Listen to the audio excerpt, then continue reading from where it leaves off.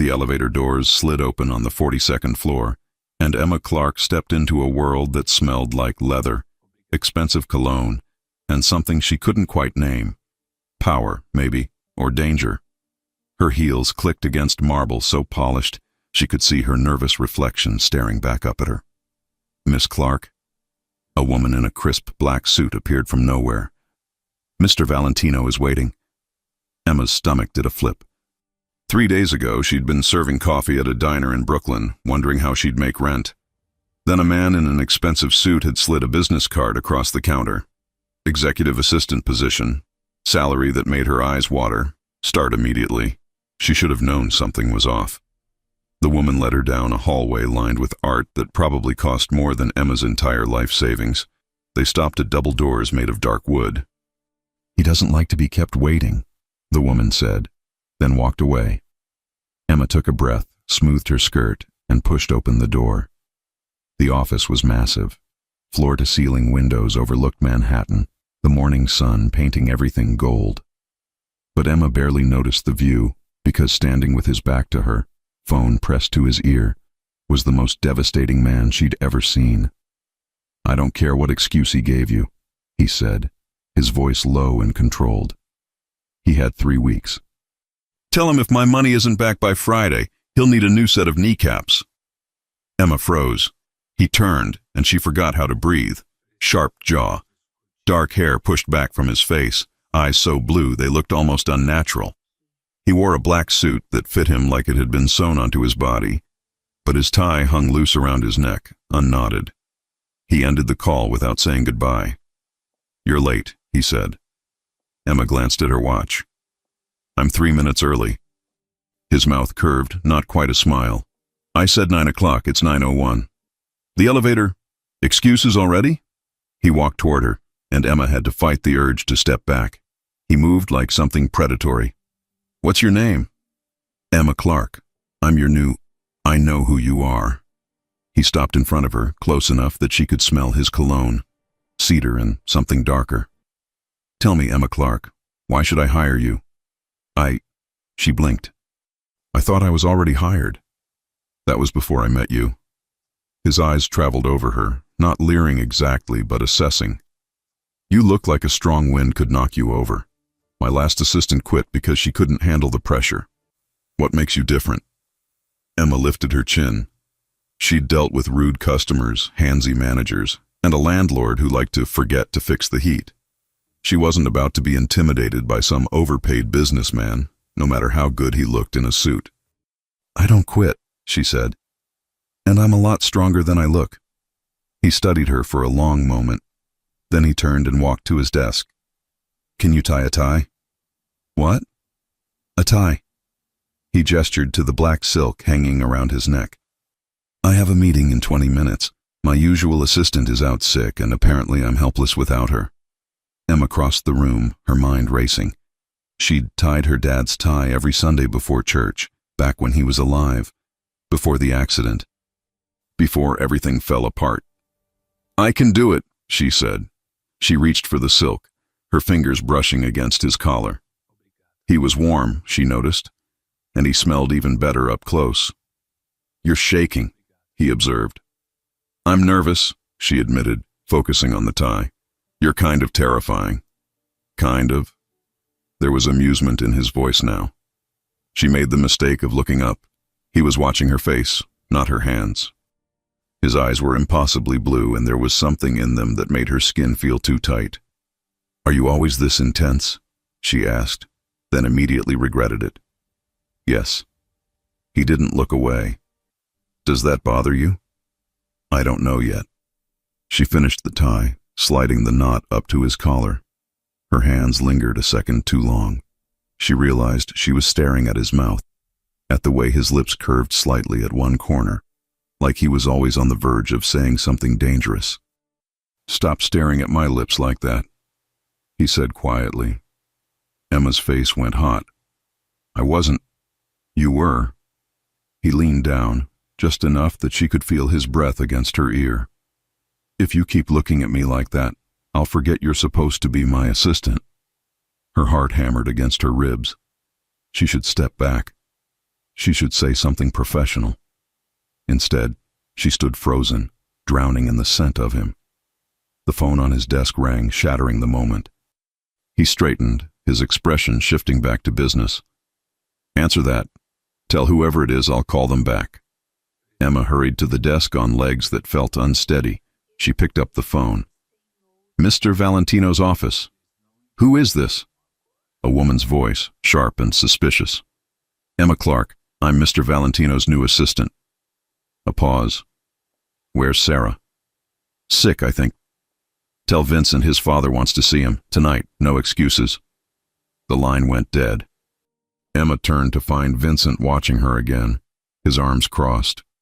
"Well, someone named Vincent has a meeting with his father tonight," she said carefully. "No excuses." His jaw tightened. "My mother, she's the only person who can make a summons sound like a threat." He grabbed his jacket from the back of his chair. "Come on." "Where are we going?" "My meeting." "You're my assistant, aren't you? You should probably assist." Emma grabbed her bag and followed him out. In the elevator, she finally worked up the courage to ask the question burning in her mind. "What kind of business are you in exactly?" He glanced at her, and for the first time she saw something almost like humor in his eyes. The kind where you don't ask too many questions. The elevator doors opened to the parking garage. A black car waited, engine running. A massive man in a suit stood by the passenger door.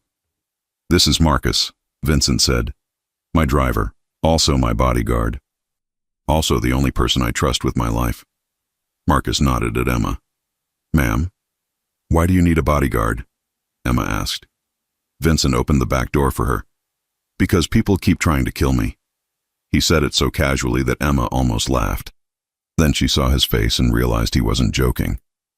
"I should probably mention," she said slowly, climbing into the car, "that I'm not great with violence. Good thing I am." Vincent slid in beside her. "Marcus, the Gramercy location." The car pulled out into morning traffic. Emma stared out the window, watching the city blur past, trying to process what she'd just gotten herself into. "You're thinking about quitting," Vincent said. "I'm thinking about asking for hazard pay." He almost smiled. Smart woman. They drove in silence for a while. Emma watched him from the corner of her eye. He was looking at his phone, scrolling through what looked like financial reports, his face unreadable. But every few seconds, his gaze would flick to her, then away. "Can I ask you something?" she said. "You can ask. I might not answer." "Why did you hire me? You could have anyone, someone experienced, someone who actually knows what they're doing." He pocketed his phone and turned to face her fully. "You want the truth?" "Always." "I saw you at that diner. You handled a drunk man twice your size who was getting aggressive with barely a flinch. You didn't call for help. You didn't back down. You just made him leave." He paused. "That takes guts. I need someone with guts."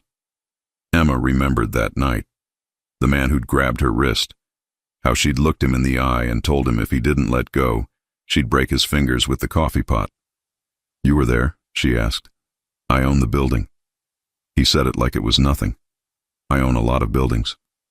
The car stopped in front of a restaurant with blacked-out windows. Marcus opened the door. "Stay close," Vincent told Emma. "Don't speak unless I tell you to, and whatever you see in there, keep your face blank." "You're scaring me," she admitted. "Good. Fear keeps you sharp." He climbed out, and Emma followed. The restaurant was empty except for 3 men sitting at a corner table. They looked up as Vincent approached, and Emma felt the temperature in the room drop about 10 degrees. "Gentino," one of them said. He was older, gray-haired, with a scar running down his left cheek. "You're late." "Traffic," Vincent replied smoothly. He sat down without being invited. "Let's make this quick. I have a busy day." Emma stood behind his chair, her hands clasped in front of her, trying to look professional and not terrified. "Who's the girl?" another man asked, younger with cold eyes. "My assistant." "Since when do you bring assistants to meetings?" "Since I started having assistants worth bringing."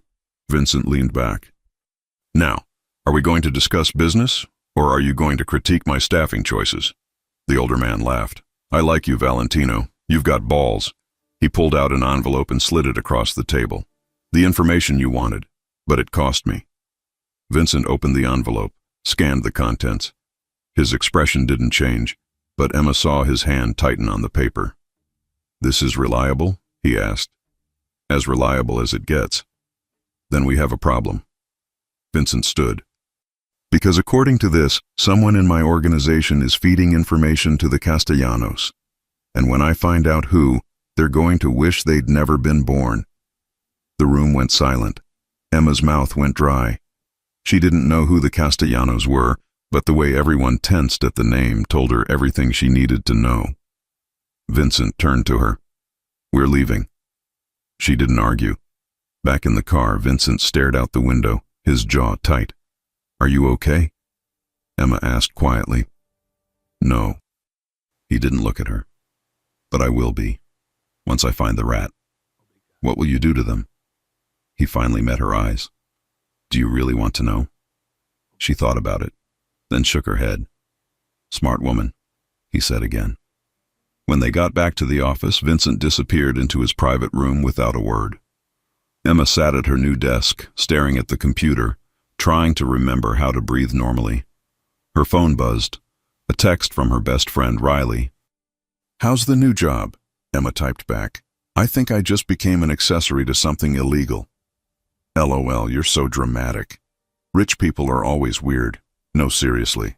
I think my boss might be in the Mafia. 3 dots appeared, disappeared, appeared again. Get out of there. Emma glanced at the closed door of Vincent's office. She should leave. She should grab her bag and run and never look back. But then she thought about her bank account, her overdue rent, the student loans that never stopped coming. And she thought about the way Vincent had looked at her, like she was something more than just another broke girl from Brooklyn. The door opened. Vincent stood there, tie loosened again, sleeves rolled up. Come here, he said. Emma stood, her legs shaky. She walked into his office. He closed the door behind her. I need you to understand something, he said. This job is dangerous, not might be. Is. People who work for me become targets. He moved closer. If you want out, now's the time. I'll pay you for the day and you can walk away. No hard feelings. Emma looked up at him, at the sharp lines of his face, the tired shadows under his eyes, the way he held himself like he was carrying the weight of something immense.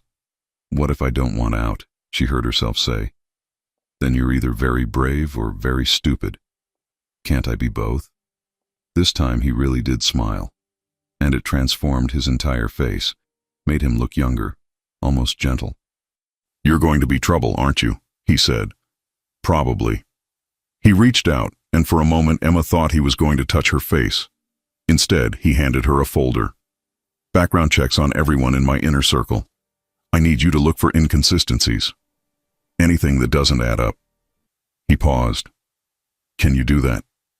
Emma took the folder. I can try. That's all I ask. She turned to leave. Emma? She looked back. Thank you, he said quietly. For staying. Something in her chest tightened. You might want to save your thanks until you see how badly I screw this up. I don't think you will. Why not? He tilted his head, studying her. Because you fix ties like you're trying to save someone's life. Anyone who cares that much about the small things won't fail at the big ones. Emma left before she could do something stupid like cry, or kiss him, or both.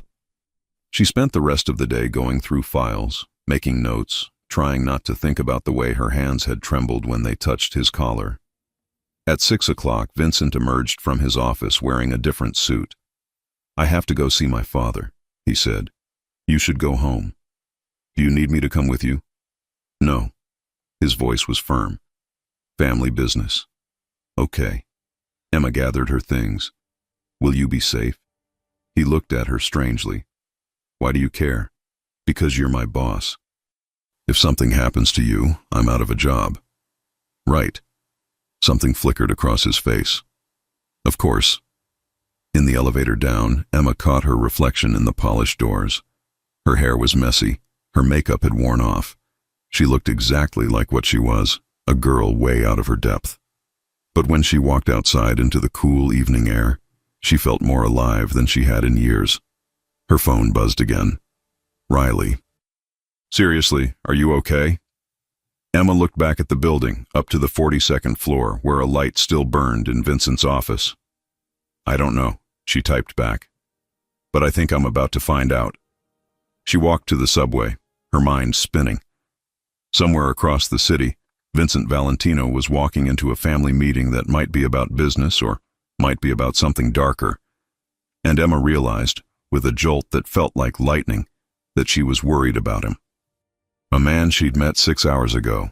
A man who casually talked about breaking kneecaps. A man whose lips she couldn't stop thinking about. What had she gotten herself into?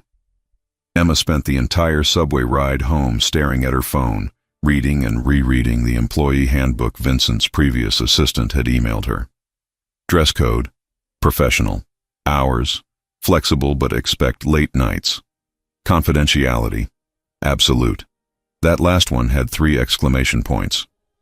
She climbed the 4 flights to her tiny apartment in Brooklyn, her feet aching in heels she wasn't used to wearing. Riley was waiting on the couch, a bottle of cheap wine already open. "Tell me everything," Riley demanded before Emma even got her shoes off. Emma collapsed next to her best friend and took a long drink straight from the bottle. "He's either going to get me killed, or I'm going to fall completely in love with him. Those aren't mutually exclusive. That's what worries me." She told Riley everything. The tie, the meeting, the casual mention of breaking kneecaps, the way Vincent had looked at her like he could see straight through her clothes and into her thoughts. "Girl," Riley grabbed her shoulders, "this is either the best decision you've ever made or the worst. There's no in between." "I know. Are you going back tomorrow?" Emma thought about the way Vincent had thanked her for staying, the vulnerability she'd glimpsed behind all that controlled power. "Yeah," she said, "I am."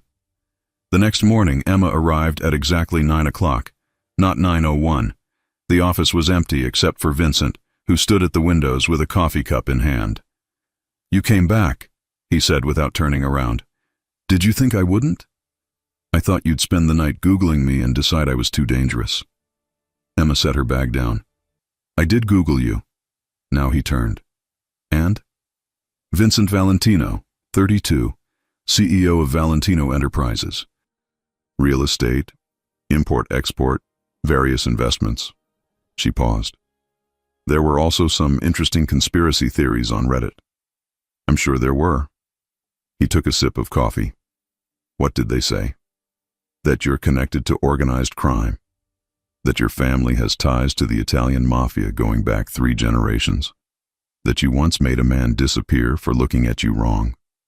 And you still came back. I need the job." Emma met his eyes. "And honestly, I've dealt with worse than you." He raised an eyebrow. "Worse than a potential mob boss? My ex-boyfriend stole my credit cards and ran up $20,000 in debt before disappearing to Vegas. So yeah, worse." Vincent's expression darkened. "What was his name?" "Why?" "Just curious." "His name was Tyler Chen. And before you get any ideas, he's not worth whatever you're thinking about doing to him. I'll be the judge of that." Vincent set down his coffee. "Come here, I want to show you something." He led her to his desk and pulled up a file on his computer. Financial records, transaction histories, personnel files. "These are my employees, 73 people who depend on me for their livelihood." He scrolled through names and faces. "Every one of them has been vetted. Background checks, reference calls, financial audits. I don't take chances with who I trust." "Why are you showing me this?" "Because I need you to do it again. All of them. Someone is feeding information to my competitors, and I need to know who." Emma studied the screen. "That's going to take time. You have as much time as you need. Work here, work from home, work at 3 in the morning if that's when you think best." He looked at her. "I'll pay you overtime. Double rate for anything after 6. "You don't have to." "Yes, I do. Because I'm going to work you harder than you've ever been worked, Emma. And you deserve to be compensated for it." Something warm spread through her chest. "Okay, I'll start today. The day passed in a blur. Emma set up her computer, organized files, made phone calls to verify employment histories. Vincent was in and out of meetings, but every time he passed her desk, his eyes found hers. At 6 o'clock, the office emptied. Emma stayed. At 7, Vincent emerged from his private office. "You're still here. You said I could work late. I didn't think you'd actually do it on your second day." He loosened his tie, that same unconscious gesture that made her stomach flip. "Have you eaten?" "I had a granola bar around 3. He made a sound of disapproval. "That's not food. Come on." "Where?" "My apartment. I'll order dinner.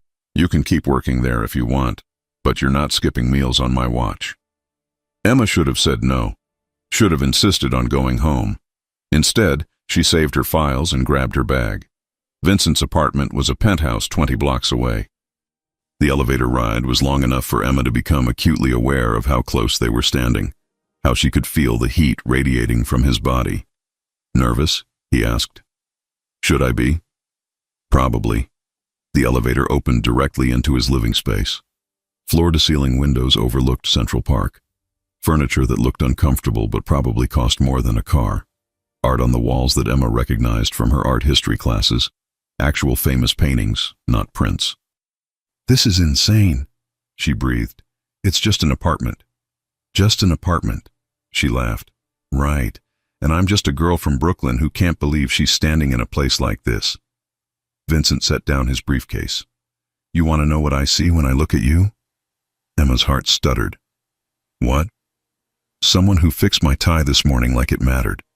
Like getting it perfect was the most important thing in the world." He moved closer. "Most people I meet want something from me. Money, connections, protection. But you just wanted to do a good job." "That's because I need this job." "No." He was right in front of her now. "It's because that's who you are. You care about the details, the small things that most people overlook." Emma couldn't breathe properly. "Vincent."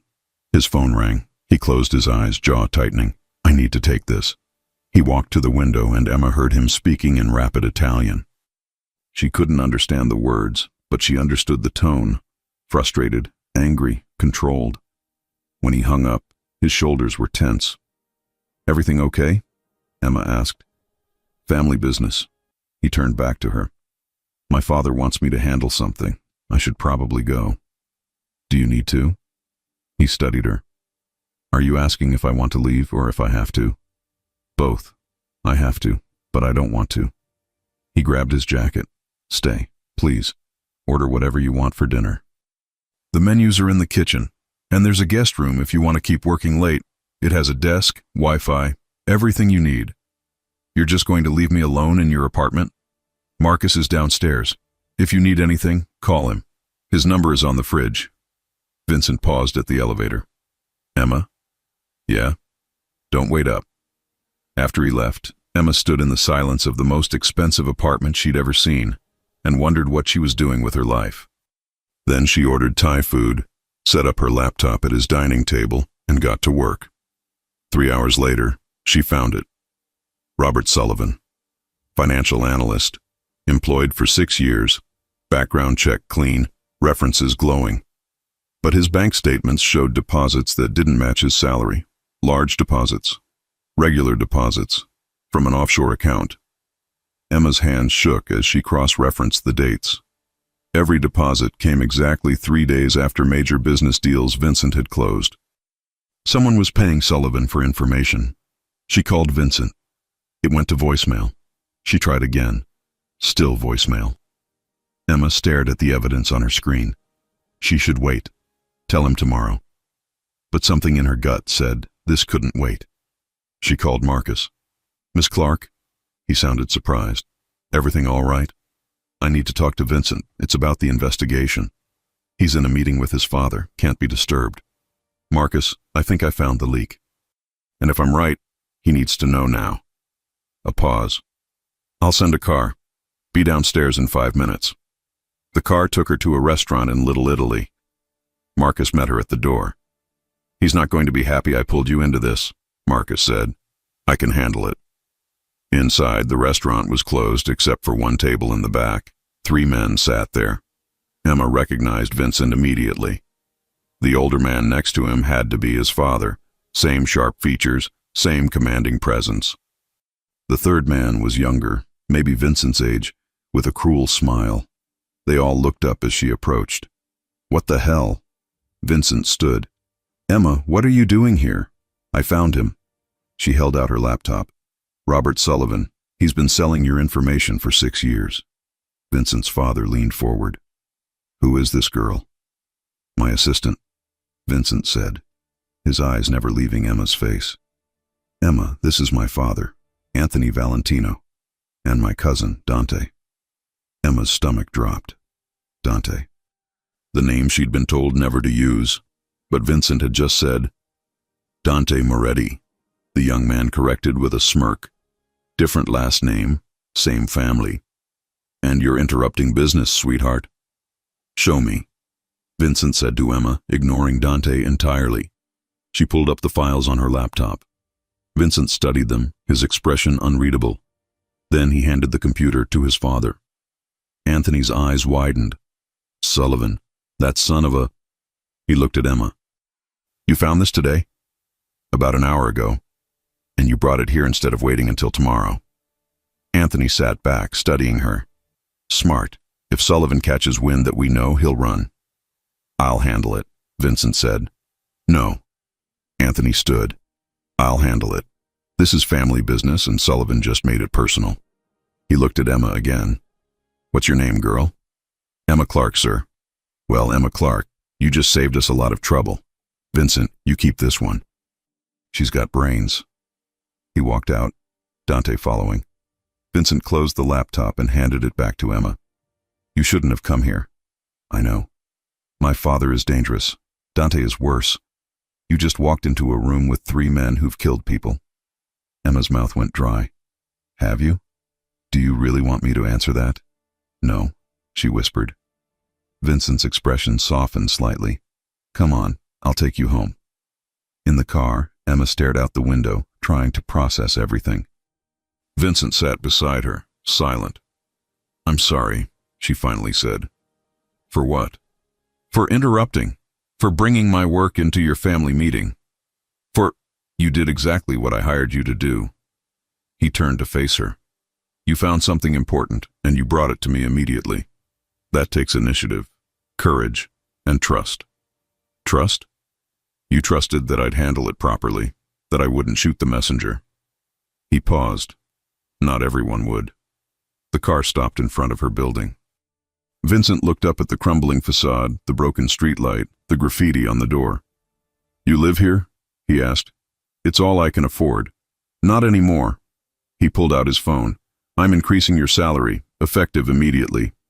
"Vincent, you don't have to—" "Yes, I do, because you're going to be working late nights, and I need to know you're coming home to a safe place." He typed something. "There's a building I own in Manhattan, 2-bedroom, doorman, security. It just became vacant." "It's yours if you want it." Emma's eyes stung. "I can't accept that." "Why not?" "Because it's too much. Because I barely know you. Because you think there are strings attached?" Vincent's voice was soft. "There aren't. You need a safe place. I have one. That's all this is." "Is it?" He looked at her then, really looked at her, and Emma saw something in his eyes that made her breath catch. "No," he admitted. "It's not." The air between them turned electric. "Vincent, I should let you go. You've had a long day." He reached past her to open the door, and his arm brushed against hers. Emma felt that small contact like a shock. She climbed out of the car. "Thank you. For everything." "Emma?" She turned back. "Tomorrow, come to the office at noon. You earned a morning off." She watched the car drive away, her heart racing.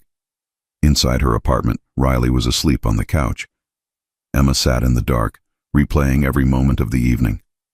Her phone buzzed, a text from an unknown number. "This is Vincent. I realized I never gave you my personal number, in case you need anything."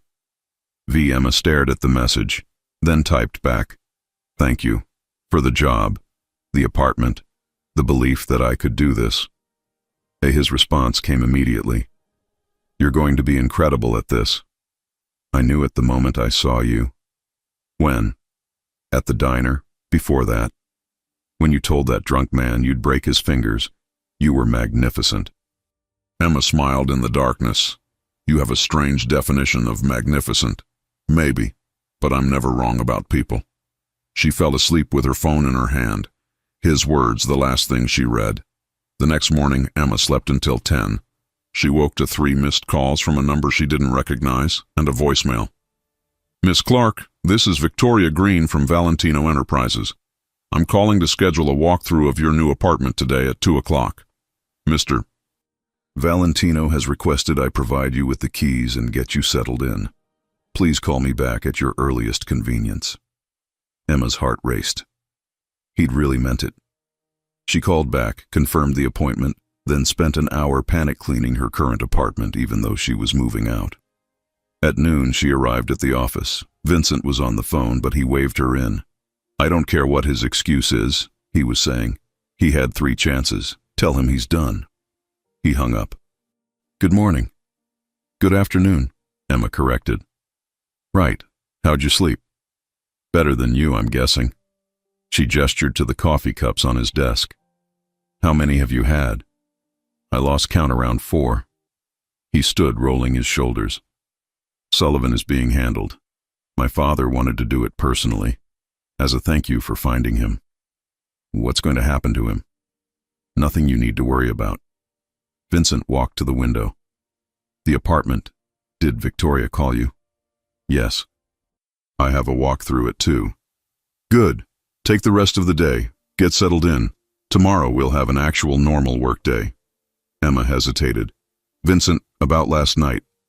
You were brave, resourceful, everything I needed you to be. Your father scared me. He scares everyone. It's kind of his thing. Vincent turned back to her. But he respected you. That's rare. And Dante? Vincent's jaw tightened. Stay away from Dante. He's family, but he's not safe. Noted. She was halfway to the door when he spoke again. Emma? Yeah? The apartment. If you don't like it, we'll find something else. I just wanted you to have options. Something in her chest melted. Thank you. The apartment was perfect. Hardwood floors, natural light, a kitchen that actually had counter space. Emma signed the lease with shaking hands. That evening, Riley helped her pack. It took all of 2 hours. Emma didn't own much. This is insane, Riley kept saying. Your boss is insane. You're insane. Everything about this is insane. I know, but you're doing it anyway. I know. Riley stopped packing and looked at her. You're falling for him. I barely know him. That's not what I asked. Emma sat on her worn mattress. He looks at me like I matter. Like I'm not just some broke girl from Brooklyn. Like I'm someone. You are someone. Not to most people. Riley hugged her tight. Just be careful, okay? Men like him, they're complicated. I can handle complicated. Can you handle dangerous? Emma thought about Vincent's father, about the casual way they'd discussed handling Sullivan, about the world she was stepping into. I guess I'm going to find out. 2 days later, Emma was settled into her new apartment and back at work. Vincent had been in meetings all morning, but around 2 o'clock, his door opened. Emma, can you come in here? She grabbed her tablet and walked into his office. A woman sat in the chair across from his desk. Blonde, beautiful, wearing a designer suit that probably cost more than Emma's entire wardrobe. She looked up as Emma entered, and her green eyes were cold. Emma, Vincent said, his voice carefully neutral. This is Catherine Brennan. Catherine, this is Emma Clark, my new assistant. Catherine stood, extending a manicured hand. Pleasure. Vincent's told me so much about you. Emma shook her hand, noting the way Catherine held on a second too long, her grip just a little too tight. I'm sorry, Emma said. I didn't know we had an appointment scheduled. We don't. Catherine smiled at Vincent. I just wanted to stop by and see my fiancé. The word hit Emma like a punch to the stomach. Vincent's expression didn't change. Ex-fiancée Catherine, we've been over this. Have we? Catherine tilted her head. Because I don't remember agreeing to that. The tension in the room was suffocating. Emma looked at Vincent, saw the muscle ticking in his jaw, and made a decision. I'll leave you two alone, she said. No. Vincent's voice was sharp. Stay. Catherine was just leaving. Catherine's smile turned predatory. Was I? She walked to Vincent's desk, placed her hands on it, leaned in close. We need to talk, Vincent. About us. About what you're throwing away. There is no us. There hasn't been for 6 months. 6 months that you've wasted being stubborn. Catherine straightened, smoothed her skirt. Your father called me. Did you know that? Told me you've been distracted lately. That you need to refocus on what's important. Emma's stomach twisted. She started to back toward the door. Emma, I said stay. Vincent repeated, his eyes never leaving Catherine. Catherine finally looked at Emma properly, her gaze traveling from her shoes to her hair with obvious disdain. So, this is the distraction, she said. I have to admit, Vincent, I expected more. She's very ordinary, isn't she? Get out, Vincent said quietly. Or what? You'll have security remove me? Catherine laughed. I don't think so. Not when our families have been in business together for 20 years. Not when your father still expects us to work this out. My father doesn't control my life. Doesn't he? Catherine grabbed her purse. We'll see about that. She walked to the door, paused next to Emma. Word of advice, sweetheart. Men like Vincent don't end up with girls like you. They marry within their world. So enjoy whatever this is while it lasts. She left, her heels clicking against the marble floor. Emma stood frozen, Catherine's words echoing in her mind. Emma. Vincent's voice was soft now. Look at me. She couldn't. Is it true? Were you engaged? Yes, a year ago. It ended 6 months ago. Why? Because I didn't love her. Because the engagement was about business, not feelings. Because... He stopped. Because she's everything I'm supposed to want and nothing I actually do. Emma finally looked up. What do you want? Vincent crossed the room until he stood in front of her. Close enough that she could smell his cologne. See the flecks of darker blue in his eyes. I want someone real, he said. Someone who fixes my tie like it matters. Someone who brings me evidence at a family meeting because she knows it can't wait. Someone who doesn't care about my money or my name or my connections. Vincent. Someone like you, Emma. Her heart hammered against her ribs. You barely know me. I know enough. He reached up, and for a heart-stopping moment, she thought he was going to touch her face. Instead, he caught a strand of her hair that had fallen loose, tucked it behind her ear. Catherine was right about one thing. You are ordinary, beautifully, perfectly ordinary, and that's exactly what I need. Emma couldn't breathe. This is a bad idea. Probably the worst I've ever had. I work for you. I know. People will talk. Let them. They stood there, inches apart, the air between them crackling with everything they weren't saying. Vincent's phone buzzed. He ignored it. It buzzed again. You should get that, Emma whispered. I don't want to. Vincent. He stepped back, ran a hand through his hair. You're right. This is a bad idea. He pulled out his phone, glanced at the screen. His expression darkened. I have to go. Family emergency.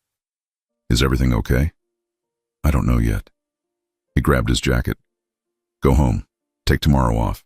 I'll call you. He was gone before she could respond. Emma stood in his empty office, her heart still racing, Catherine's perfume still lingering in the air. Her phone buzzed. A text from an unknown number. Stay away from Vincent. This is your only warning. Emma stared at the message, something cold settling in her stomach. She wasn't going anywhere. Emma didn't sleep that night.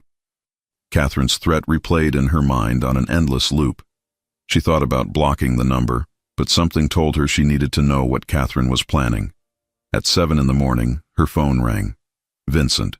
I need you at the office, he said without preamble. Now. I thought you said to take the day off. Plans changed. Can you be here in an hour? Emma looked at her unmade bed, her pajamas, her complete lack of coffee. I'll be there in 45 minutes. She made it in 35, her hair still damp from the shower.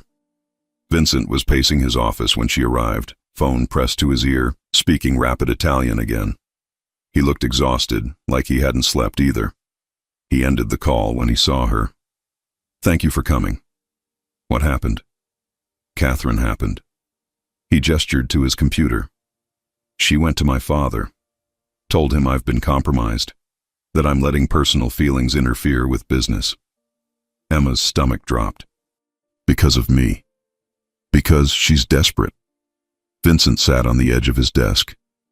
My father is hosting a charity gala this weekend. 500 guests, $1 million donations, all the major families in attendance. Catherine convinced him that I need to bring her as my date, to show a united front. So bring her. No. His voice was firm. I'm bringing you. Emma laughed, the sound slightly hysterical. That's insane. I don't belong at that kind of event. You belong wherever I say you belong. Vincent stood, moved closer. Catherine is playing games. She wants me to cave, to fall back in line. I won't give her that satisfaction. Vincent, she threatened me. Last night, a text message. His entire body went rigid. Show me. Emma pulled out her phone, found the message. Vincent read it, his jaw clenching tighter with each word. I'm going to kill her, he said quietly. That seems extreme. Does it? He looked at Emma, and there was something fierce in his eyes. She threatened you. That crosses a line. What are you going to do? First, I'm going to make sure Marcus is with you whenever you leave the building. Second, I'm going to have a conversation with Catherine about appropriate boundaries. He paused. And third, I'm taking you shopping. Shopping? For a dress? For the gala? You're going to walk in on my arm looking absolutely stunning, and Catherine is going to realize she's already lost. Emma's heart raced. This is crazy. Welcome to my world. Vincent grabbed his jacket. Come on, we're going now. Now? It's 8 a.m. I own the boutique. They'll open early. Of course he did. The boutique was in Soho, all white marble and crystal chandeliers. A woman named Isabel greeted them at the door, didn't even blink at the early hour. Mr. Valentino, she said warmly. What can we do for you? My girlfriend needs a dress for Saturday's gala. Emma choked on air. Vincent's hand landed on her lower back, steadying her. Something elegant, he continued smoothly. Something that will make every woman in the room jealous and every man forget his own date. Isabel's eyes sparkled. I have just the thing. She disappeared into the back. Emma turned to Vincent. Girlfriend, she hissed. Would you prefer mistress? Side piece? The woman I can't stop thinking about? I prefer the truth. The truth is complicated. Vincent's hand was still on her back, his thumb tracing small circles that made her skin burn even through her blouse. Catherine thinks she can manipulate me through business and family pressure. But if I have a girlfriend, a serious relationship, she has no leverage. So I'm a prop. No. His voice dropped. You're the only real thing in my life right now.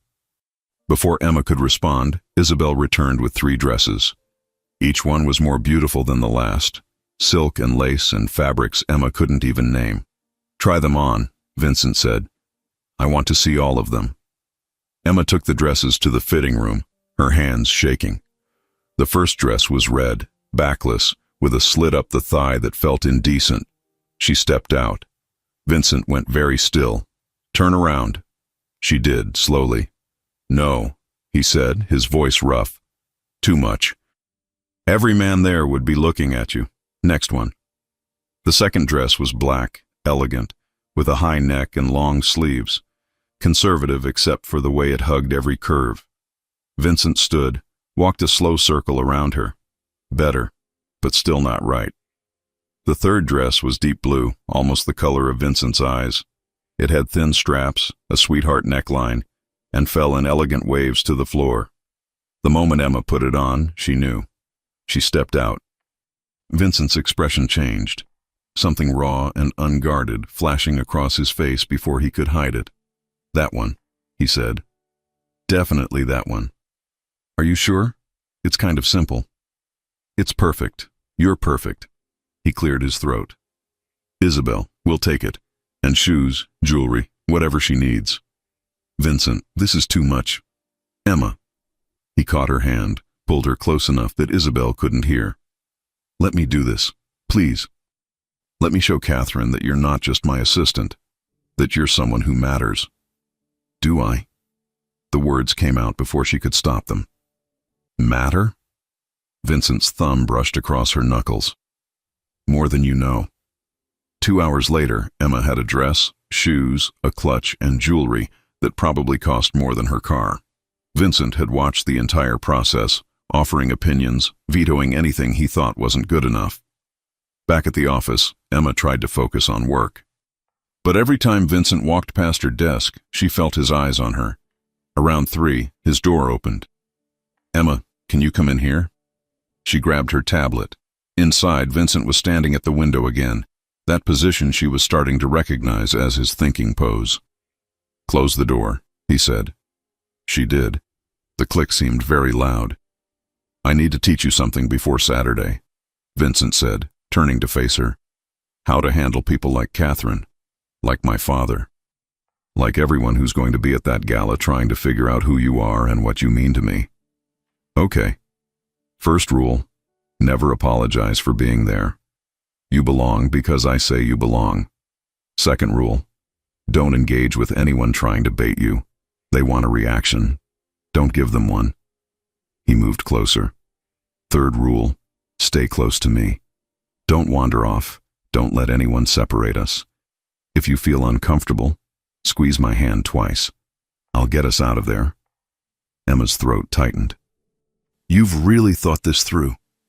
I've been going to these things my whole life. They're brutal. People smile while they're stabbing you in the back." He reached out, tucked a strand of hair behind her ear, becoming a habit. "I won't let anyone hurt you. What if Catherine tries something? Then she'll regret it." There was something dark in his voice that made Emma shiver. "Vincent." His phone rang. He glanced at it, swore in Italian. "I have to take this. It's my mother." He answered, his tone immediately softening. "Mama, Cece. No, I'm bringing someone. Her name is Emma." He paused, listening. "Mama, please. Yes, she's beautiful. Yes, you'll like her. No, we're not." He sighed. "Ti amo. Ciao." He hung up. "My mother wants to meet you before the gala." "Of course she does," Emma said faintly. "Tomorrow night, dinner at her house. Just you, me, and her. My father will be working. Is that better or worse?" "Honestly, I don't know." The next day crawled by. Emma tried to work, but her mind kept spinning. Dinner with Vincent's mother, the gala, Catherine's threat, the way Vincent looked at her when he thought she wasn't paying attention. At 6, Vincent appeared at her desk. "Ready?" "No." "Good. That means you're taking this seriously." He held out his hand. "Come on. My mother doesn't bite. Usually." The drive to his mother's house took 30 minutes. It was in Westchester, a massive estate behind iron gates. Emma's palms were sweating. "Relax," Vincent said, sensing her tension. "She's going to love you." "How do you know?" "Because you're real. My mother hates fake people. And Catherine is the fakest person I've ever met." The door opened before they reached it. A woman in her 50s stood there, petite and elegant, with Vincent's same blue eyes. "Mama," Vincent said, kissing both her cheeks. "This is Emma Clark. Emma, this is my mother, Sophia Valentino." Sophia studied Emma with an intensity that made her want to squirm. Then she smiled, and her whole face lit up. "Finally," she said, pulling Emma into a hug. "Someone with kind eyes. Come in, come in. Dinner is almost ready." The evening was surreal. Sophia asked Emma about her life, her family, her dreams. She didn't ask about the job, didn't mention Catherine, just treated Emma like a person instead of an inconvenience. Over dessert, Sophia turned to Vincent. I like her. I told you. Catherine called me, Sophia continued. Said terrible things about this girl. Said she was using you, that she was beneath our family. She looked at Emma. But I see the way my son looks at you. He never looked at Catherine like that. Emma's face burned. How does he look at me? Like you're the only person in the room. Sophia patted her hand. Hold on to that, Kara. It's rare. In the car ride back, Vincent was quiet. Your mother is wonderful, Emma said. She likes you. That's huge. My father will be harder, but if my mother is on your side, it helps. Vincent, what are we doing? He glanced at her. What do you mean? This. The fake girlfriend thing. The dress, the gala. Dinner with your mother. What happens after Saturday? Vincent pulled the car over right there on the side of the road. He turned to face her. What do you want to happen? He asked. Emma's heart raced. I don't know. This is all so fast. A week ago I was serving coffee.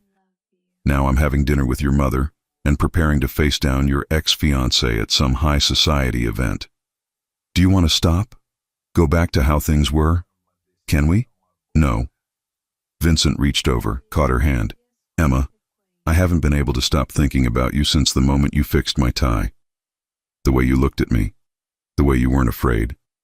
The way you're not afraid now, even when you probably should be. I am afraid, she whispered. Of me? Of this? Of how much I want this to be real. Vincent's grip tightened. What if it is real? Then we're both in trouble. He laughed, the sound rough. I've been in trouble since you walked into my office. They sat there on the side of the road, hands clasped, the city lights blurring around them. Saturday, Vincent said finally. Let's get through Saturday. Then we'll figure out what this is. Okay. He drove her home, walked her to her door despite her protests. Marcus will be here at 7 tomorrow to bring you to the office, he said. And Emma? Yeah? Wear something you can move in. I'm teaching you how to dance. What? For the gala. Can't have my girlfriend stepping on my feet in front of 500 people. His smile was teasing. Sleep well. He left before she could argue. Emma leaned against her door, her heart still racing. Her phone buzzed. Catherine. Enjoy your little fantasy while it lasts. Saturday night, everyone will see you for what you really are, a nobody. Emma stared at the message. Then she did something that surprised herself. She called Vincent. Emma, everything okay? Catherine texted me again. Silence. Then, what did she say? Emma read the message. She heard Vincent's breath hiss out. I'm handling this, he said. Right now. Don't respond to her. Delete the message. And Emma? Yeah, you're not a nobody. You're the woman who's going to walk into that gala on my arm and show Catherine exactly what she lost. Emma smiled in the darkness of her apartment. Okay. Good night, Emma. Good night, Vincent. She fell asleep with her phone clutched in her hand, Catherine's threat deleted, Vincent's words echoing in her mind. Saturday was going to change everything. She just didn't know how much. Friday morning arrived with rain hammering against Emma's windows. She'd barely slept, her mind replaying every conversation, every look, every touch from Vincent over the past week. Her phone buzzed at 6:30. Vincent, change of plans. Come to my apartment at 8. We need to talk before tomorrow night. Emma's stomach twisted. That sounded ominous. She arrived at 8 sharp, her hair frizzy from the rain despite her umbrella. Vincent answered the door in jeans and a t-shirt, the most casual she'd ever seen him. It made him look younger, less intimidating. Come in, he said. Coffee? Please. He led her to the kitchen, poured 2 cups. His hands weren't quite steady. What's wrong? Emma asked. Vincent leaned against the counter. I did something last night, something I probably should have discussed with you first. Okay. I confronted Catherine, told her if she contacted you again there would be consequences. He paused. She didn't take it well. What did she do? She told me the truth about why we got engaged. Why she's so desperate to get me back. Vincent's jaw clenched. She's been working with the Castellanos, has been for months, feeding them information about my business dealings, my family's operations, everything. Emma set down her coffee cup. Robert Sullivan worked for you for 6 years. How long was Catherine feeding them information? Since before our engagement, the whole relationship was a setup. Vincent's voice was flat. She was supposed to marry me, get access to everything, then help the Castellanos take down my family from the inside. Oh my God. She admitted it last night. Said she'd started having real feelings for me, that she wanted out of the deal, but the Castellanos won't let her go. He looked at Emma.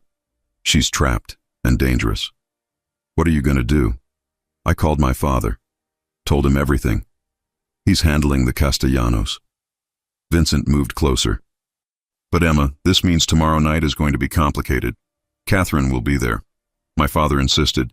Said we need to keep up appearances until the Castellano situation is resolved. She's going to try something. Like what? I don't know. But whatever it is, I need you to trust me. Can you do that? Emma thought about the past week. About Vincent defending her to Catherine, introducing her to his mother, holding her hand in a dark car and telling her she mattered. Yes, she said. I trust you. Something shifted in Vincent's expression. He set down his coffee cup and stepped closer, close enough that Emma had to tilt her head back to look at him. I need to tell you something else, he said quietly. Something I should have said days ago. What? This stopped being fake the moment you walked into my office. His hand came up, cupped her face. Maybe even before that. At the diner, when I watched you handle that drunk with more courage than most of my armed men would have shown. I knew then. Emma's breath caught. Knew what? That you were going to wreck me. Then he kissed her. It wasn't gentle. It was desperate and hungry, and full of everything they'd been holding back. Emma gasped against his mouth, and Vincent took advantage, deepening the kiss until she forgot her own name. Her hands fisted in his shirt, pulling him closer. Vincent made a sound low in his throat, his hands sliding into her hair, tilting her head exactly where he wanted it. When they finally broke apart, both breathing hard, Vincent rested his forehead against hers. I've been wanting to do that since you fixed my tie, he admitted. You should have. You would have slapped me. Probably. Emma smiled. But I would have kissed you back first. Vincent laughed, the sound surprised and genuine. Then he sobered. Emma, after tomorrow night things are going to get messy. The Castellanos won't take this lying down. There could be retaliation. It might not be safe. I'm not going anywhere, Emma interrupted. I already told you, I don't quit. Even when you should? Especially then. He kissed her again, softer this time, sweet, like he was memorizing the taste of her. We should practice, he said when they separated. Practice kissing. Dancing. His smile was wicked. Though I like your idea better. He pulled her to the living room, connected his phone to speakers. Soft music filled the space. I don't really know how to do this, Emma admitted as Vincent pulled her close, one hand on her waist, the other holding hers. Just follow my lead. They moved slowly, Vincent guiding her through the steps. Emma stepped on his feet twice, but he just smiled and kept going. You're better at this than you think, he said. You're just a good teacher. Or I'm distracted by how good you feel in my arms. Emma's face heated. Smooth. I have my moments. They danced for an hour, the movements gradually becoming more natural. Vincent taught her how to turn, how to dip, how to move with him instead of against him. One more thing, he said, pulling her close again. At the gala, there will be a moment when everyone's watching, when Catherine makes her move, whatever it is. I need you to remember something. What? That I choose you. Not because you're convenient or useful or part of some plan, but because when I'm with you, I remember what it's like to want something for myself instead of for the family. Emma's throat tightened. Vincent, you don't have to say anything. Just remember it. When things get hard tomorrow night, remember that. She nodded, not trusting her voice. Vincent drove her to the office after that, and they spent the day pretending to work while stealing glances at each other. Marcus noticed, Emma could tell, but he didn't say anything, just smiled knowingly whenever he caught them looking. At 5, Vincent's father called. Vincent took it in his office, door closed. When he emerged 20 minutes later, his face was grim. "The Castellanos know we're onto them," he said. "My father thinks they might try something tomorrow night. Use the gala as cover. Should we cancel? No. Canceling shows weakness. We go, we smile, we act like nothing's wrong." Vincent grabbed his jacket. "But I'm doubling security, and Marcus stays with you the entire time." "What about you?" "I'll be fine. It's you I'm worried about." That evening, Emma went home and tried on the blue dress one more time. She looked at herself in the mirror, barely recognizing the woman staring back. A week ago, she'd been nobody. Now she was walking into a room full of dangerous people on the arm of a man who kissed her like she was oxygen. Her phone rang. Riley. "Tell me you're being careful," Riley said without preamble. "I'm being careful." "Liar. You're falling in love with him." Emma sat on her bed. "Is it that obvious?" "To me? Yes. Does he know?" "I don't know. Maybe." Emma paused. "Riley, what if this all blows up in my face? Then you'll survive, like you always do." Riley's voice softened. "But Em, what if it doesn't? What if this is actually the real thing? That scares me more." "I know, but you deserve something real." "Even if it's complicated and dangerous and completely insane." They talked for another hour, Riley making Emma laugh with stories from her own dating disasters. By the time they hung up, Emma felt steadier. She fell asleep early, trying to save her energy for tomorrow night. Saturday arrived sunny and clear, like the weather was mocking her nerves. Emma spent the morning at a salon Vincent had insisted on booking. Hair, makeup, nails, the works. The stylist made her look like someone from a magazine. At 5, there was a knock on her door. Marcus stood there in a tuxedo, looking uncomfortable. "Mr. Valentino sent me to escort you," he said. "He's meeting us there." "Why isn't he picking me up?" Marcus hesitated. "He had some family business to handle first. Said to tell you he'll see you at 7. Something cold settled in Emma's stomach, but she nodded and grabbed her clutch. The gala was at a hotel in Manhattan, the ballroom decorated like something from a fairy tale. Crystal chandeliers, white roses, champagne flowing freely. Emma felt completely out of place. Marcus stayed close as they entered. "Mr. Valentino should be here in 10 minutes. Stay near the entrance." Emma nodded, accepting a glass of champagne from a passing waiter, just to have something to do with her hands. "Well, well." A familiar voice. Emma turned to find Catherine standing there in a red dress that looked painted on. "The assistant cleans up nicely." "Catherine, where's Vincent? Don't tell me he stood you up." Catherine's smile was vicious. "That would be embarrassing." "He'll be here." "Of course he will, because you're so special." Catherine moved closer, lowered her voice. "Did he tell you? About what I did? About the Castellanos?" Emma's heart raced. "Yes." "And you're still here. How admirably stupid." Catherine's eyes glittered. "You think you can save him? You think your little romance is going to protect either of you from what's coming? What are you talking about? The Castellanos don't forgive betrayal, sweetheart, and Vincent just made it very clear whose side he's on." Catherine leaned in. "They're here, right now, in this room, and they're not here for the champagne." Emma's blood went cold. She looked around the ballroom, suddenly seeing threats everywhere. "Where's Vincent?" she demanded. "Dealing with family business. That's what Marcus told you, right?" Catherine laughed. "Vincent's father called him to a meeting across town. Left you here, alone, vulnerable." "You're lying." "Am I? Check your phone. See if he's answered any of your texts." Emma pulled out her phone with shaking hands. 3 texts to Vincent, all unread. 2 calls, straight to voicemail. "He's not coming," Catherine said. "And when the Castellanos make their move, there's no one here to protect you." Marcus appeared at Emma's elbow. "Miss Clark, we need to go. Now." "What's happening?" "Vincent called. There's a situation." I'm getting you somewhere safe." They moved toward the exit, but the crowd had thickened. Emma lost sight of Marcus for just a second, turned around, and found herself face to face with a man she'd never seen before. Dark suit, cold eyes, a smile that made her skin crawl. "Emma Clark," he said.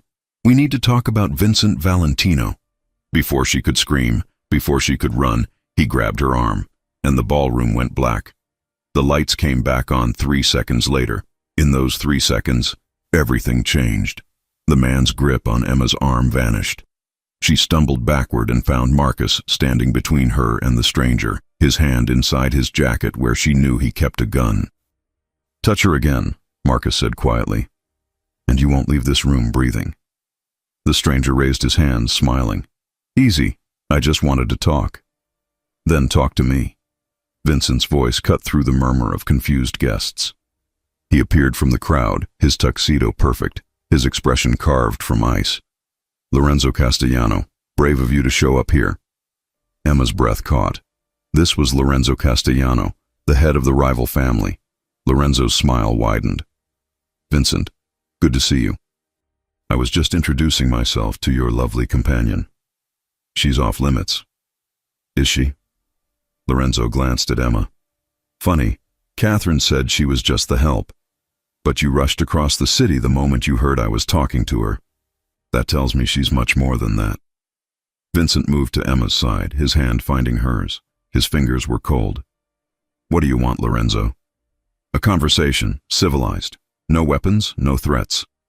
Lorenzo gestured to a quiet corner. "Just two businessmen discussing a misunderstanding." "There's no misunderstanding. Catherine sold you information. That deal is over. Catherine was ambitious, reckless, but she gave us valuable intelligence about your operations." Lorenzo's eyes glittered. "Intelligence that suggests your family isn't as untouchable as you think." Vincent's grip on Emma's hand tightened. "Name your price, for peace." "Peace?" Lorenzo laughed. "I don't want peace, Vincent. I want what your family has spent 3 generations building, but I'm a reasonable man. I'll give you a choice. I'm listening. Marry Catherine, merge our operations, everyone wins." Lorenzo paused. "Or refuse, and watch everything you care about burn, starting with her." He nodded at Emma. The ballroom had gone silent. Everyone was watching now. Emma could feel hundreds of eyes on them. Vincent's voice was deadly calm. "You threaten her, you threaten me." "You threaten me, you threaten my family. And my father doesn't negotiate with people who threaten his family. Your father isn't here." "No." A new voice, deep, commanding. "But I am now." Emma turned. An older man walked through the crowd, flanked by 4 men in suits. Anthony Valentino, Vincent's father. He looked exactly like an older version of his son. Same sharp features, same ice-blue eyes, same aura of controlled danger. Behind him walked Sophia, Vincent's mother, elegant in a silver gown. "Lorenzo," Anthony stopped in front of them. "You made a mistake coming here tonight." "Did I?" "I was invited. By Catherine, who is no longer welcome in this family or any business associated with it." Anthony's gaze was cold. "You want a war, Lorenzo? Over some bad intelligence from a desperate woman? Think carefully." Lorenzo's smile finally faded. "Your son chose a nobody over an alliance that could have benefited both our families." "My son," Sophia spoke up, her voice like steel wrapped in silk, "chose a woman with integrity over a traitor. I'd say he chose wisely." She walked to Emma, took her free hand. Emma found herself holding hands with both Vincent and his mother, standing united against Lorenzo Castellano. "This isn't over," Lorenzo said. "Yes," Anthony replied. "It is. You have 24 hours to leave New York. If you're still here after that, we'll have a different conversation, one that doesn't end with words." The threat hung in the air. Lorenzo looked at Vincent, at Emma, at the entire Valentino family standing together. "Fine," he said finally, "but Catherine stays. She's too valuable to waste." "Catherine is your problem now," Vincent said. "Just keep her away from us." Lorenzo nodded once, then turned and walked out. The crowd parted for him like water. The moment he was gone, the tension broke. Music started playing again. People returned to their conversations, though Emma could feel them stealing glances. Anthony turned to Emma. "So, you're the woman my son can't stop talking about." "Papa," Vincent warned. "What?" "I can't meet the girl who's caused all this excitement." Anthony's expression softened slightly. "Walk with me, Emma Clark. Let's talk." Vincent started to protest, but Sophia touched his arm. "Let your father speak with her. Come dance with your mother. Give them space." Emma's heart hammered as Anthony led her to a quiet balcony overlooking the city. Marcus followed at a discreet distance. "You handled that well," Anthony said, leaning against the railing. "Most women would have fainted, or screamed, or run. I was too scared to do any of those things." He laughed. "Honest, I like that. Catherine was many things, but honest wasn't one of them." He studied Emma. "My son tells me you found the leak in our organization, Robert Sullivan. That took intelligence and initiative. I just did my job." "No, you did more than that. You protected my family." Anthony paused. "That matters to me. Family is everything, Miss Clark, everything, and anyone who protects my family becomes part of it." Emma's throat tightened. "Sir, I'm just what?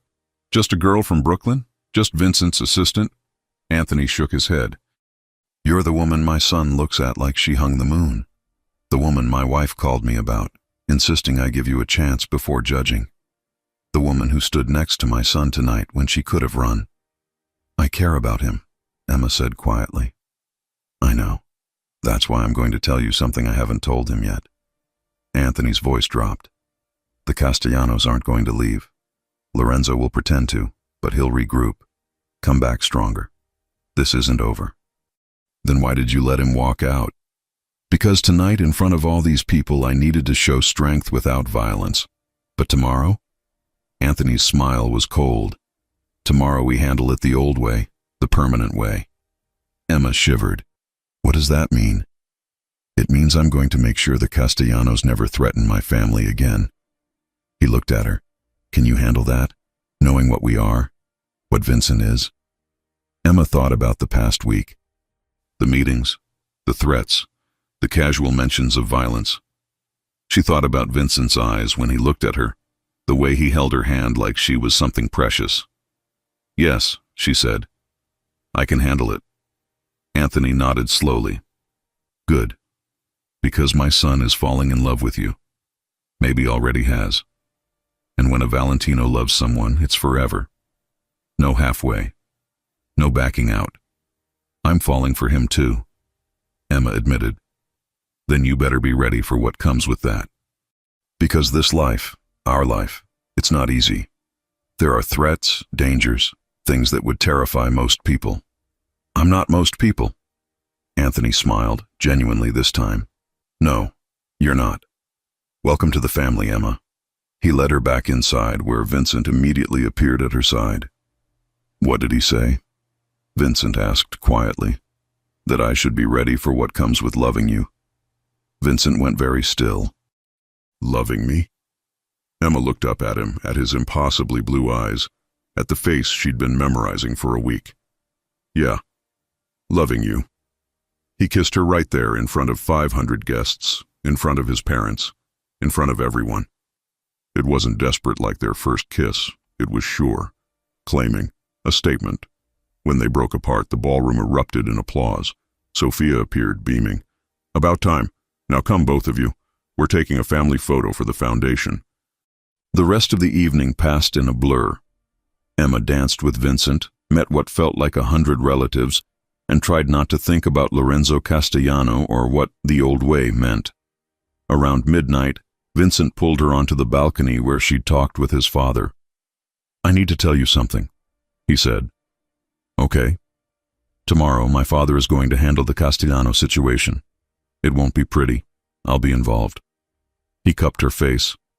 "I don't want you anywhere near it. Marcus is going to take you somewhere safe until it's done." "No. Emma, I said no. If you're in danger, I want to know about it. I want to help. You can't help with this. Then I'll wait, But I'm not hiding. Emma grabbed his lapels. You said when a Valentino loves someone, it's forever. Well, I'm choosing you, Vincent. All of you, including the dangerous parts. Vincent's eyes closed. You're going to give me a heart attack. Good. Keeps life interesting. He laughed. The sound pained. Then he pulled a small box from his jacket pocket. Emma's heart stopped. Vincent, it's not what you think. Not yet. He opened it. Inside was a delicate gold bracelet with a small charm, a tiny tie. I had it made this week, so you'd always remember the moment we met. Emma's eyes filled with tears. It's perfect. He fastened it around her wrist, his fingers gentle. Emma Clark, I know this is fast. I know it's crazy, but I need you to know something. What? I love you. I've loved you since you looked at my lips like you wanted to kiss me and I wanted to forget we were at work. Since you brought evidence to my father's meeting because you trusted me to handle it. Since you stood next to me tonight when you could have run. I love you too, Emma whispered. Even though you're probably going to get me killed. Never. His voice was fierce. I'd burn the world down before I let anything happen to you. They kissed again, softer this time, sweeter, like a promise. The next morning, Vincent was gone before Emma woke up. There was a note on the pillow. Had to handle family business. Marcus is downstairs. Stay in the apartment. I'll be back by tonight. Trust me, I love you. Emma read it 3 times, her stomach churning. Marcus called around noon. Miss Clark, Mr. Valentino wanted me to check in. Are you okay? What's happening, Marcus? A pause. I can't tell you that. Is Vincent safe? He's with his father. He's as safe as he can be given the circumstances. That didn't make Emma feel better. She spent the day pacing, trying to work, failing miserably. Riley came over around 3 with takeout and moral support. He'll be fine, Riley said.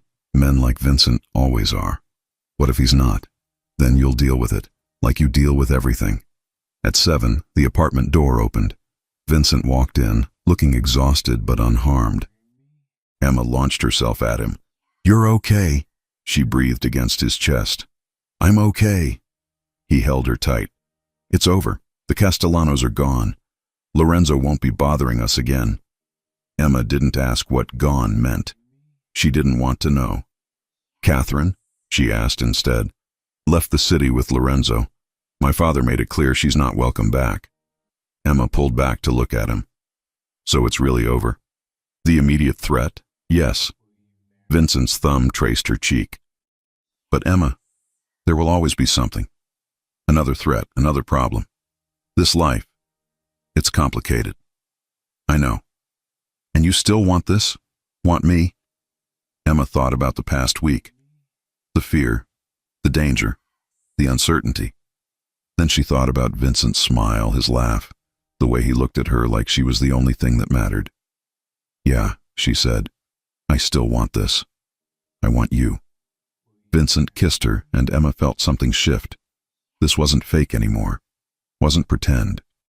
This was real, and she was ready for whatever came next. 3 weeks passed in a blur of normalcy that felt almost surreal. Emma settled into her role as Vincent's assistant and his girlfriend. The office gossip lasted about a week before people accepted it as fact. Vincent didn't hide their relationship. If anything, he seemed to enjoy making it obvious, keeping his hand on her back during meetings, kissing her goodbye when she left for the day. The Castellano situation stayed quiet. Too quiet, according to Marcus. They wouldn't just disappear, he told Emma one afternoon while Vincent was in a meeting.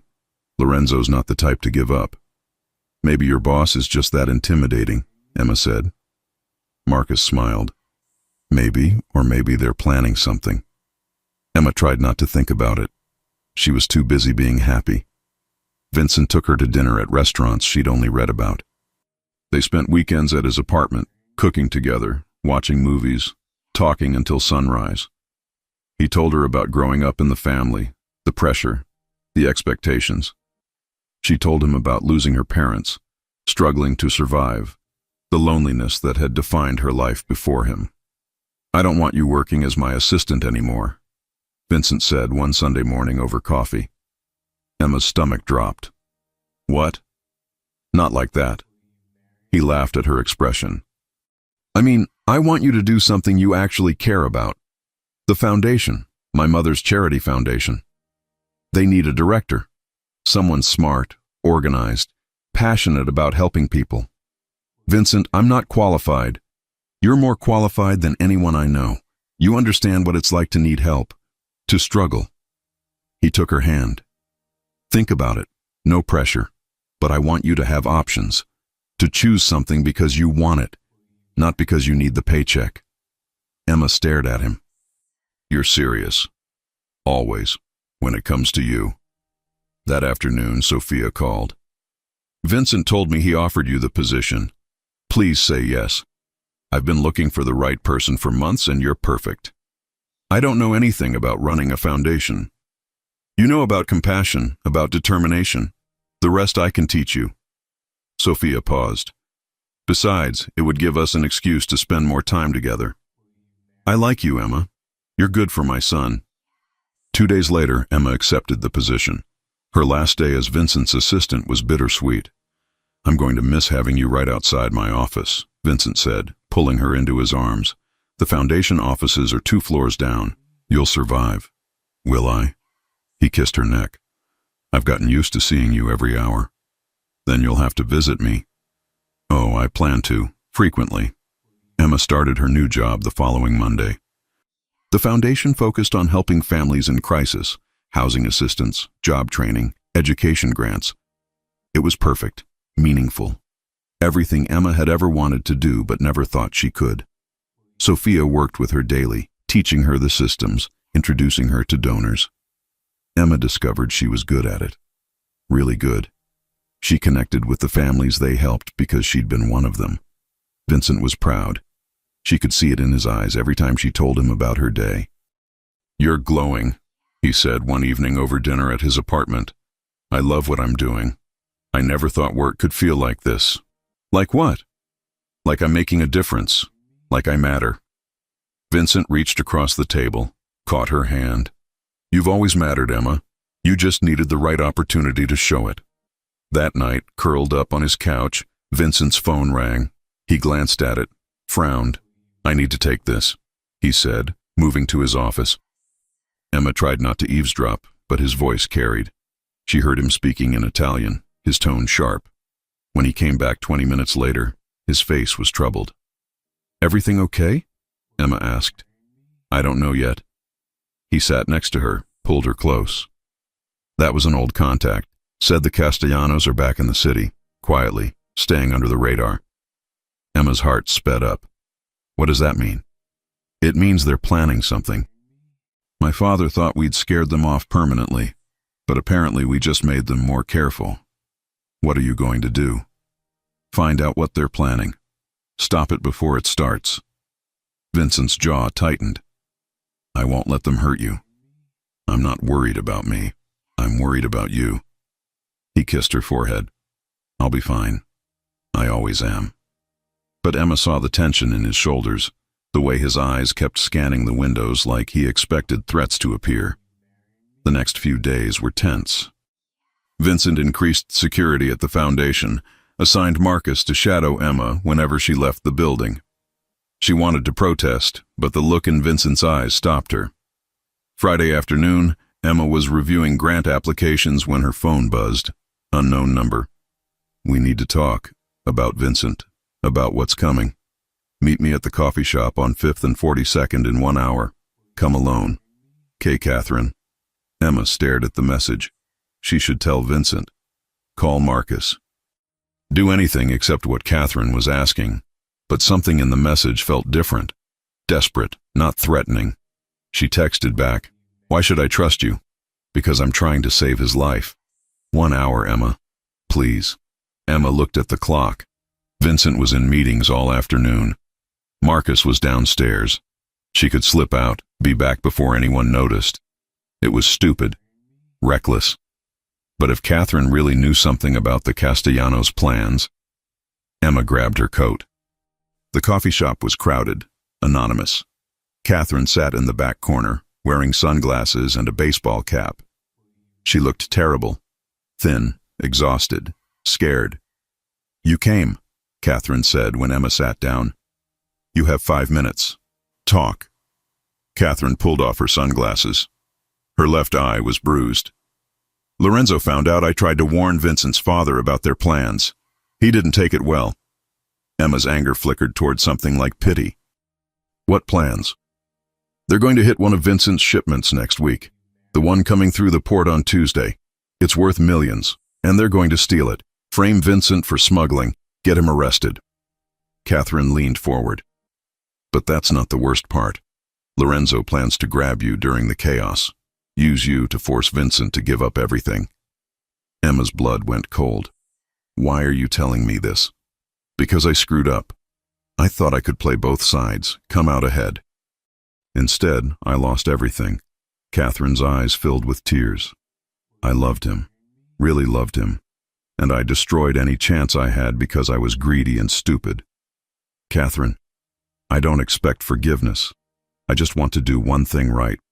Keep you safe. Keep Vincent safe." She pulled an envelope from her purse. "This has all the details, times, locations, who's involved. Give it to Vincent's father. He'll know what to do." Emma took the envelope. "What will you do?" "Disappear. Really disappear this time. Lorenzo thinks I'm in California. I'm going to make that true." Catherine stood. "Tell Vincent I'm sorry. For everything." "Catherine, wait." But she was gone, disappearing into the crowded street. Emma sat there for a moment, then pulled out her phone, called Vincent. He answered on the first ring. "Emma, where are you? Marcus said you left the foundation." "I'm fine. I'm safe. But I need you to meet me. Now. I have something you need to see." 20 minutes later, Vincent's car pulled up. Emma climbed in, handed him the envelope. "Catherine contacted me," she explained as he read. "She gave me this. Said Lorenzo is planning to hit your shipment and grab me." Vincent's face went pale, then red. "She contacted you?" "Emma, that was incredibly dangerous." "I know, but she was scared, bruised. I think she's really trying to help." Vincent pulled out his phone, called his father. "Papa, we have a problem." Catherine gave Emma intelligence about a Castellano operation. "Yes, she's fine. I'm bringing the information now." He hung up, turned to Emma. "I need you to go to my apartment. Stay there with Marcus. Don't leave for any reason. I'm handling this." "Vincent, please." His voice cracked slightly. "Please, Emma. I can't think straight if I'm worried about you. Just let me know you're safe while I deal with this." Emma saw the fear in his eyes. Real fear. "Okay. I'll go to your apartment." He kissed her hard, desperately. "I love you. I'll fix this. I promise." At Vincent's apartment, Emma paced. Marcus sat by the door, armed, alert. Hours crawled by. She tried calling Vincent, no answer. Tried calling Sophia, straight to voicemail. At midnight, Emma's phone finally rang. "Vincent." "Are you okay?" she demanded. "I'm fine. It's done." He sounded exhausted. "My father's people intercepted the Castellanos at the port. Caught them red-handed trying to set up the ambush. Lorenzo's crew is in custody, the ones who aren't dead." "Dead?" "They fought back. It got messy." Vincent paused. "But it's over, Emma. Really over this time. Lorenzo's in the wind. Probably left the country. Catherine's information saved lives. Saved you." Emma sank onto the couch. "When will you be home?" "Soon. I just need to finish up here." "Emma?" "Yeah?" "I was terrified today. When Marcus told me you'd left, when I thought about what could have happened." His voice was rough. "I can't lose you." "You won't. I'm right here." "I know, and I'm going to make sure you stay safe. Always." He came home at 2 in the morning, exhausted and still wearing the same clothes. Emma was waiting. She didn't ask about the blood on his sleeve, just held him while he collapsed against her. "It's really over," she whispered. "It's really over." They fell asleep on the couch, tangled together, safe. The next morning, Vincent woke her with coffee and a serious expression. "I need to ask you something," he said. Emma sat up, accepting the coffee. Okay. He got down on one knee. Emma's heart stopped. I was going to wait, Vincent said, pulling out a small velvet box. Plan something elaborate, romantic, perfect. But after yesterday, after almost losing you, I can't wait anymore. He opened the box. Inside was the most beautiful ring Emma had ever seen, a sapphire the color of his eyes, surrounded by diamonds. Emma Clark, I love you. I love your courage, your compassion, your stubborn refusal to back down even when you should. I love that you fixed my tie like it mattered and changed my entire life. Will you marry me? Emma's eyes filled with tears. Yes. God, yes. He slipped the ring on her finger, pulled her down to kiss him. I'm going to spend the rest of my life making sure you never regret this. I could never regret you. They stayed like that for a long time, kissing, laughing, crying happy tears. Emma's phone buzzed. A text from an unknown number. Congratulations. You deserve happiness, both of you. Emma showed Vincent. He stared at it, then smiled sadly. She really did love me, in her own broken way. She saved us. That counts for something. Yeah, it does. Vincent pulled Emma close again. Now let's talk about the wedding. My mother is going to lose her mind with excitement. Should we call her? Absolutely not. She'll be over here in 10 minutes planning everything. Let's have one peaceful morning first. They spent it in bed, making plans, dreaming about the future, forgetting about danger and threats and everything except each other. For the first time in her life, Emma felt completely safe, completely loved, completely home. Sophia found out about the engagement exactly 14 minutes after Emma posted a photo of the ring on social media. The phone started ringing before Emma could even set it down. You're engaged, Sophia shrieked. Vincent proposed, and you didn't call me immediately? Vincent grabbed the phone, grinning. Good morning, Mama. Don't good morning me. I'm your mother. I should have been the first to know. But her voice was pure joy. I'm coming over. Don't move. We have a wedding to plan. She hung up. Vincent looked at Emma. I give us 20 minutes before she's at the door. It took 15. Sophia arrived with fabric swatches, bridal magazines, and a notebook already half filled with ideas. I've been planning this since the gala, she admitted, hugging Emma tight. I knew you were the one. We just got engaged this morning, Emma laughed. Details.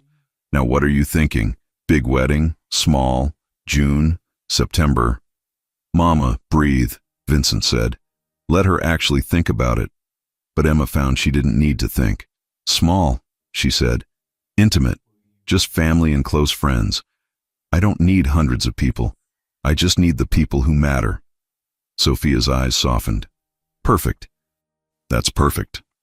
She grabbed Emma's hand. Come, we're going dress shopping today. Today? Why wait? Vincent, you're not invited. It's bad luck for the groom to see the dress. Vincent kissed Emma's forehead. Have fun. Try not to let her buy out the entire store. I make no promises, Sophia called over her shoulder, already pulling Emma toward the door. Riley met them at the bridal boutique, squealing when she saw the ring. I can't believe you're getting married to a literal Mafia boss. This is insane. Ex-Mafia, Emma corrected. Vincent's going legitimate. His father agreed to transition the family businesses to legal operations only. Still insane, still perfect. Riley hugged her. I'm so happy for you. The dress shopping took 4 hours. Emma tried on 20 dresses before finding the one. A simple silk gown with delicate lace sleeves, elegant and timeless. When she stepped out of the fitting room, both Sophia and Riley started crying.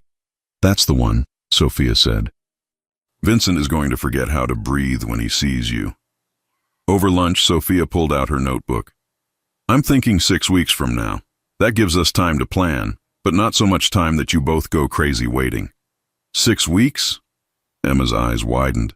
That's so fast. When you know, you know. Why wait? Sophia squeezed her hand. Unless you want more time. Emma thought about Vincent, about waking up next to him every morning, about building a life together.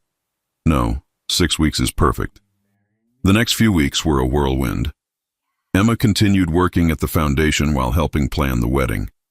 Vincent threw himself into reorganizing the family businesses, working with lawyers and accountants to make everything legitimate. It was exhausting but necessary. "I want our kids to inherit a legacy they can be proud of," he told Emma one night. "Not one they have to hide." "Our kids?" Emma's heart fluttered. Vincent pulled her close. "Yeah, someday, if you want them. I want everything with you." Marcus became an unexpected ally in the wedding planning. He helped coordinate security, low-key but thorough, and somehow ended up in charge of the music selection. "I used to DJ in college," he admitted when Emma looked surprised, "before I became a bodyguard." "Did you really?" "No, but I'm good at playlists." He grinned. "Trust me." Riley, as maid of honor, took her duties seriously. She planned a bachelorette party that was just Emma, herself, Sophia, and a spa day followed by wine and terrible romantic comedies at Emma's apartment. "This is perfect," Emma said, face mask on, surrounded by the women who'd become her family. "I don't need anything fancy." "Good," Riley said, "because I can't afford fancy, but I can afford face masks and cheap wine." Sophia laughed. "I could have taken us somewhere expensive." "This is better," Emma said honestly. "This is real." The rehearsal dinner was at a small Italian restaurant that had been in the Valentino family for generations. Anthony gave a toast that made everyone cry. "When Vincent was born," he said, "I wondered what kind of man he'd become. Would he be strong, ruthless, capable of leading this family?" He looked at his son. He became all of those things. But more importantly, he became good, honorable. And that's because he chose to be. He chose a different path than I did. A better path.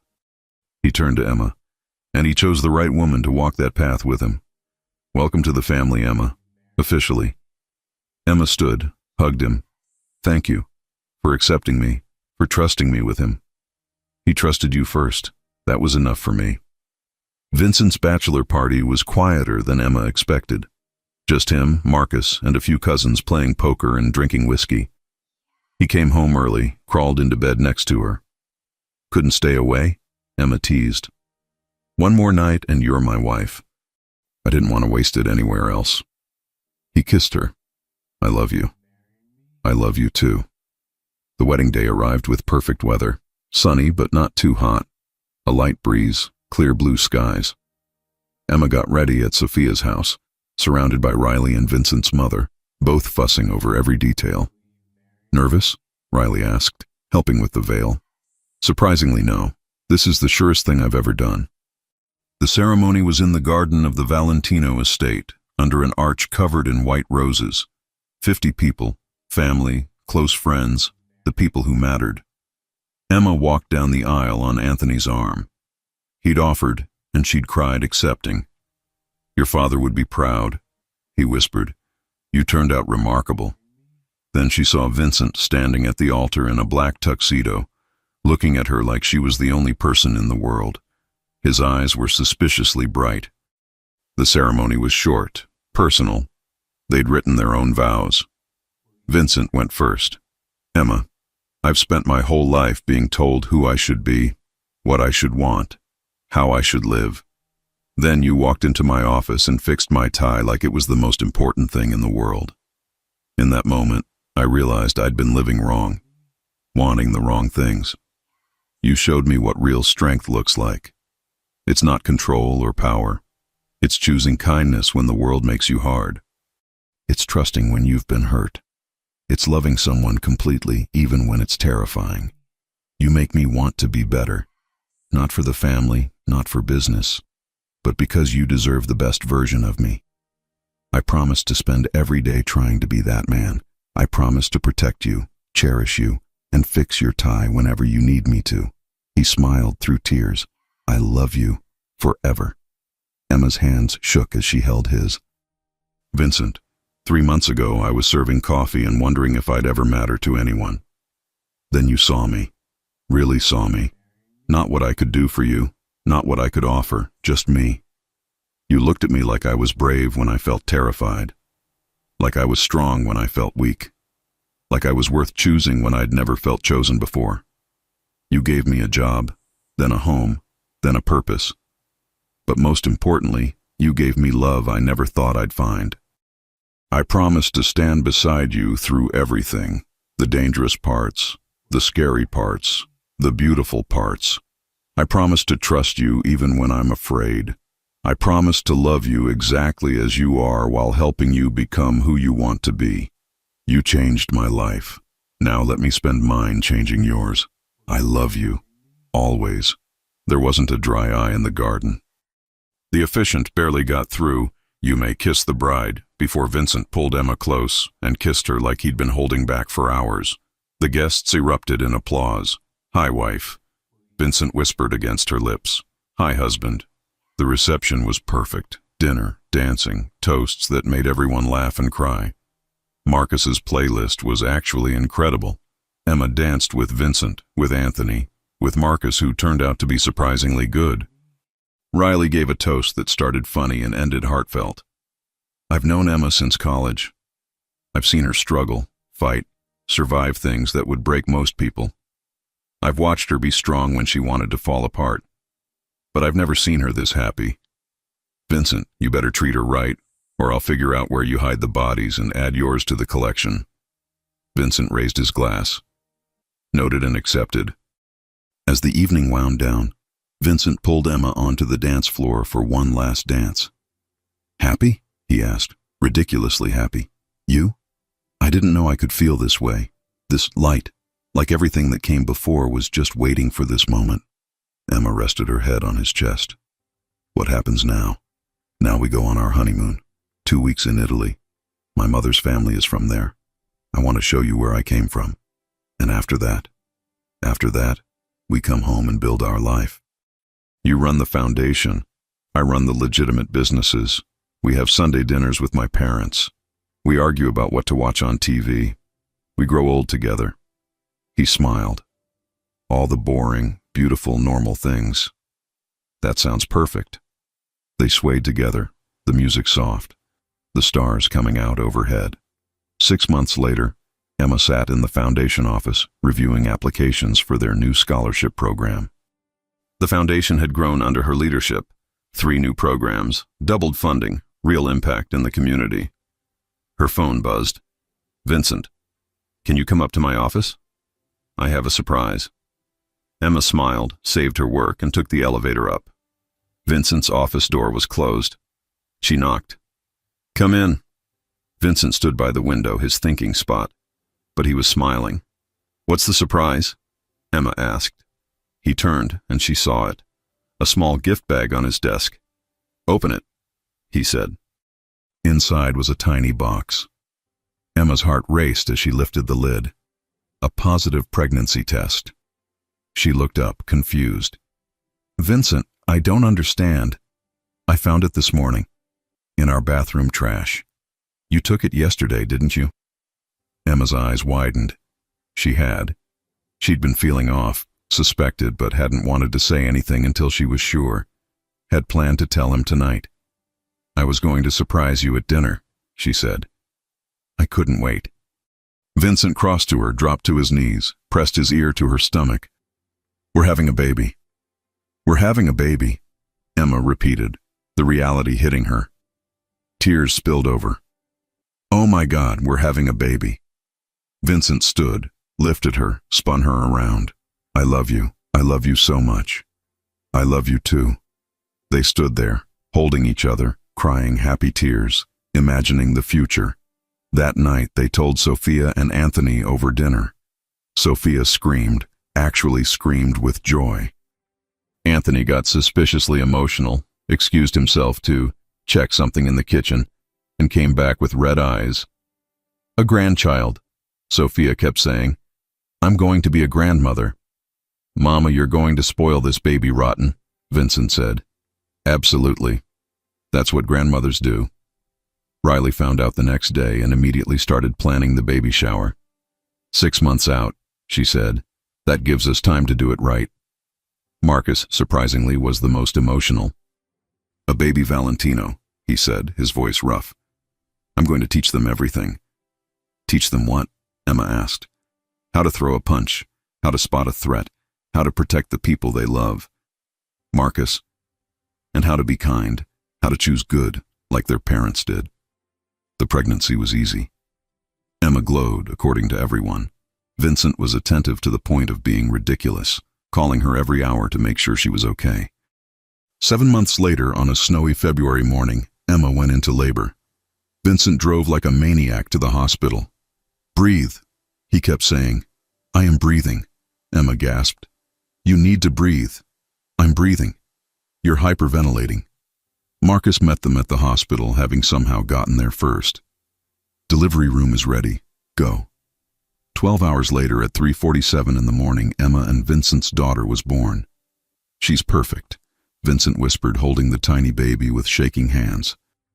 She looks like you. She has your eyes, Emma said. They named her Sophia Rose, after Vincent's mother and Emma's grandmother. When Sophia came to visit the next day, she cried so hard she couldn't speak. Just held the baby and cried. You named her after me, she finally managed. You welcomed me into this family, Emma said. Made me feel like I belonged. It seemed right. Anthony was gentler than Emma had ever seen him, holding his granddaughter like she was made of glass. She's going to change everything, he said. She already has, Vincent replied. 3 days later, they brought Sophia home. The apartment was filled with flowers, gifts, cards from everyone they knew. That first night, with Sophia sleeping in her bassinet between them, Vincent took Emma's hand. A year ago, he said quietly. I was alone, going through the motions, living a life that felt empty. Then you fixed my tie. And you told me to stop staring at your lips, Emma finished, smiling. Best decision I never made. I did forget we were at work. I forgot everything except you. He kissed her softly. Thank you. For choosing me. For this life. For her. Thank you for seeing me. For making me believe I was worth choosing. Sophia made a small sound in her sleep. They both looked at her, at this tiny person they'd created, this perfect mix of both of them. She's going to have everything, Vincent said. Safety, love, choices. She'll never have to wonder if she matters. Because she has us. Because she has us. Emma leaned her head on Vincent's shoulder, watching their daughter sleep, feeling the weight of the ring on her finger, the life they'd built. A year ago, she'd been nobody, invisible, surviving. Now she was a wife, a mother, the director of a foundation changing lives, a woman who'd found her place in a world that once seemed impossible. All because she'd fixed a Mafia boss's tie. All because he'd looked at her lips and forgotten to keep his distance. All because they'd both been brave enough to choose love over fear. Sophia stirred, her tiny hand reaching out. Vincent caught it with his finger. Hi, Princess, he whispered.